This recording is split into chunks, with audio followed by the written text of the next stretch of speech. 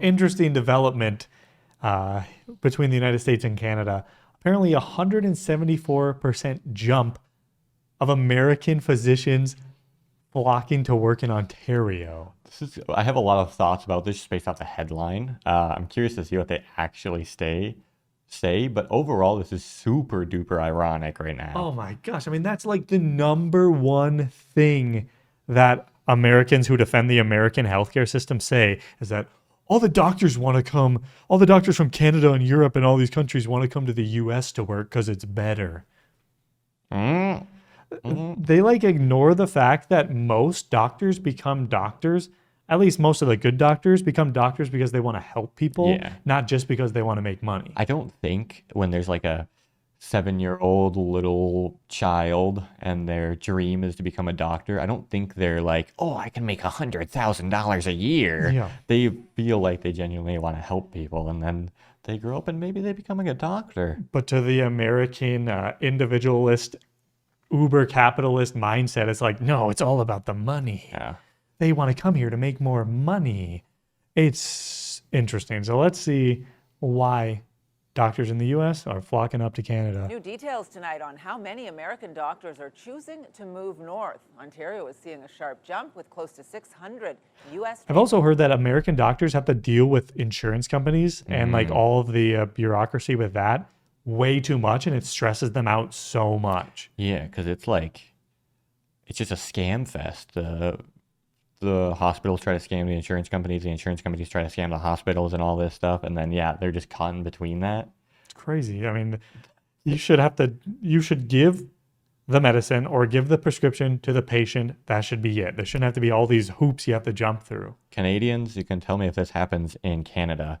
Apparently, I haven't noticed this, but apparently if you go to the hospital in the US and you're there for a few days, it's always suggested to get an itemized receipt of your bill because they might charge you $200 for Tylenol or something, and then you need to dispute that with the hospital, and then they'll take it off or something like that because they're trying to charge the insurance company super high.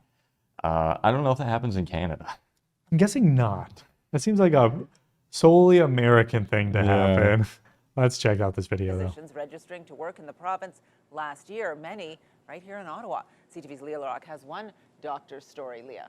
Well, Patricia, Dr. Jennifer Canahan is a doctor in geriatric medicine, originally from Indiana. But years into practice, she found herself Oh my gosh, can increasingly... you imagine being a doctor, or this applies to teachers too, in somewhere like Indiana, like straight Trump Republican politics forever? Their system's probably so much worse than it is in places we're from, like Minnesota. I just can't imagine. Apparently, this is obviously a different topic a bit, but teachers down south get paid poverty wages. Wow. They can't afford to just live normally, and they're teachers. It's crazy. Frustrated, not with patients, but with the system around it. She started looking for jobs and found one right here in Ottawa. It's a walk to work that's starting to feel more like home for Dr. Jennifer Carnahan. I think Ottawa is an amazing city. The American doctor, originally from Indiana, moved here to take a new job at the Ottawa Hospital in geriatric medicine in February. A lot of what we have to do in the United States is learn the health insurance system very well so that we are able to secure the best resources for our patients. After years of working in the American private healthcare So basically what that means right there is the better person you want to be and the better doctor you want to be, the more stressed out you will be. Because if you want to look out for your patients the best, you have to learn the insurance policies the best. And of course, it's not like you're going to get the bonus for that or anything. You're just doing it because you're a good person. That's what the narrative is now. That's what RFK, the head of the Department of Health now in the United States, he's telling his supporters and the American public that doctors are taking advantage and trying to make more money off of patients.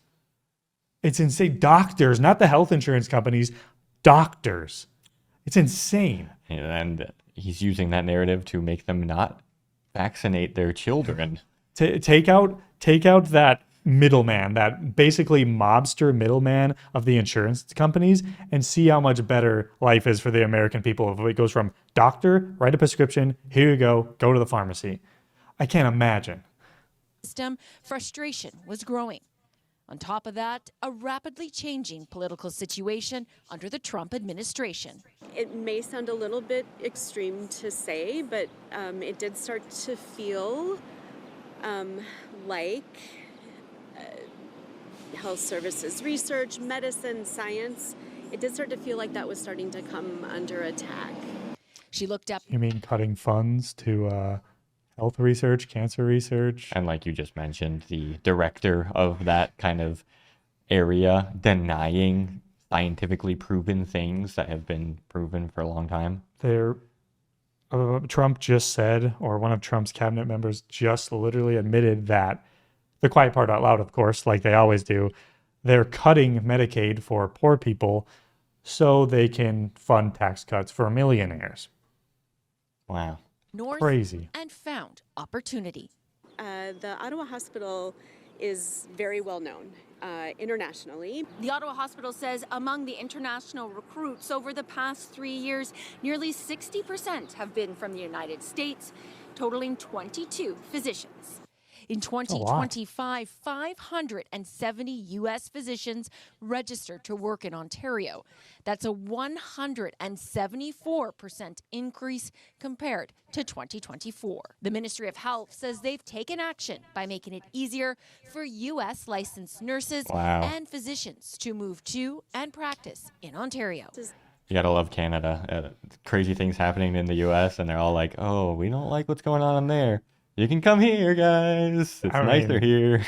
It's a good opportunity for Canada. The more sensible, educated Americans would be more likely to move there during this current administration. And I mean, doctors are one of the professions that probably have a much easier time moving countries, unlike most of us. I wonder how it is for like doctors and their belief of like actual, I don't know, if they agree with the current administration. I wonder what the statistics would be on that. Oh, it's so low. I mean, the fact that people with a college degree don't agree with the administration more often than not. The more education, the less you agree with them. That's how it is. The more education you have, the less likely you are to vote Republican. That's just how it is.